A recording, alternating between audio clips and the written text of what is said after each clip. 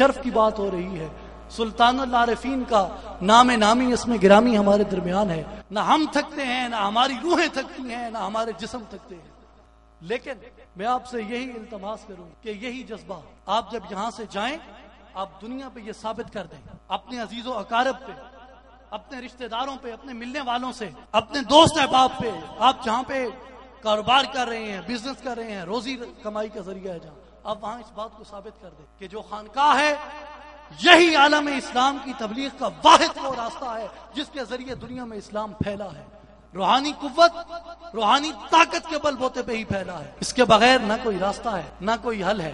اور آپ حضرات اس بات کو یاد رکھیں، اپنے پلو سے باندھیں کہ جب بھی آپ جہاں بھی کہیں بھی بیٹھے ہوں، خاص کر میرے نوجوان بھائی، آپ آئیں، اس جماعت اور اس تنظیم کے مشن کو سمجھیں اور اسے لے کر آگے چلیں. اور الحمدللہ آپ بڑھ رہے ہیں آگے، اور یہ دنیا کے اندر ایک بہت بڑے انقلاب کا پیش خیمہ ہے. یہ بات ایک بہت بڑے انقلاب کی یہ نوید ہے کہ جو انقلاب عوام پہ حکمرانی نہیں بلکہ عوام کی نگہبانی کرے گا اور دلوں پہ حکمرانی کرے گا. جو انقلاب میرے مصطفیٰ کریم نے عرب کے ریگزاروں سے اٹھ کے کھڑا فرما دیا تھا، جس انقلاب کی چمک خالد بن ولید کی تلوار سے کیسر و کسرا کے محلات کو للکار، وہ کیا تھا؟ میں ہمیشہ یہ کہتا ہوں کہ حضرت خالد بن ولید رضی اللہ تعالیٰ عنہ کے پیچھے جو روحانی قوت تھی، آپ اس کو دیکھیں. وہ فتوحات وہ کسی عسکری طاقت کی نہیں تھی، وہ افرادی قوت کی نہیں تھی، وہ فتوحات روحانی طاقت کی تھی. حضرت خالد بن ولید رضی اللہ تعالیٰ عنہ میدان جنگ میں جب اترتے ہیں تو سالار حاضر ہوتے ہیں، جرنیل حاضر ہوتے ہیں خدمت میں.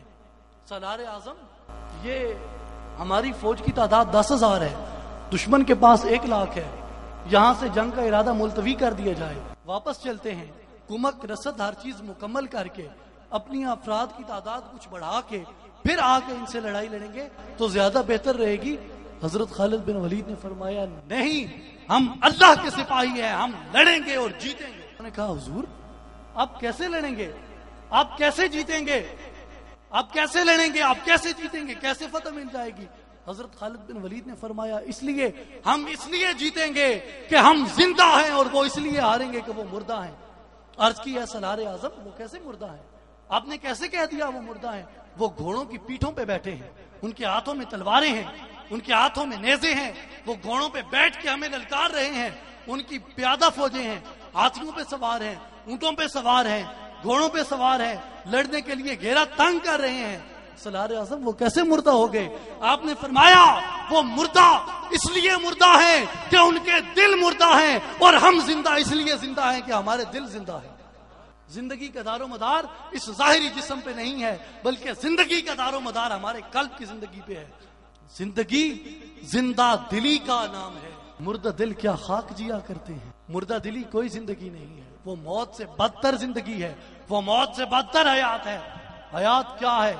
حیات حقیقت قلب کو پا لینے کا، حیات اس روح کو گرما دینے کا نام ہے، جس کے لیے حضرت علامہ فرماتے ہیں یا رب دل مسلم کو وہ زندہ تمنا دے جو قلب کو گرما دے، جو روح کو تڑپا دے.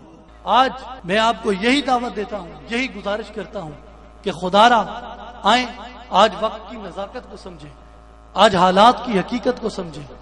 آج وہ پرچم مصطفی جس کی طرف کفر و الحاد نے اپنی توپوں کے دہانے کھول دی، آج ہم نے اسے اپنے ان ناتواں کندھوں پہ مصطفیٰ کریم کی روحانی طاقت کے بل بوتے پہ ہم نے حفاظت کرنی. اپنے قلب سے، اپنی قوت ایمانی سے، اپنی قوت ایقانی سے، اپنے یقین سے، اپنی توکل سے، اپنے تقوی سے، اپنے کردار سے، اپنے حسن گفتار سے، اپنے حسن اعمال سے، اپنی حسن رفتار سے ہم نے اس کی حفاظت کرنی ہے. اور اصلاحی جماعت اور عالمی تنظیم العارفین یہ دنیا کے اندر وہ واحد پلیٹ فارم ہے، میں بڑے فخر سے کہتا ہوں کہ جو خانقاہی نظام سے نکلا ہے، اور یہ پوری دنیا کو بغیر کسی امتیاز کے اور بغیر کسی تفریق کے اللہ کی معرفت کی، اللہ کی پہچان کی دعوت دے رہی ہے.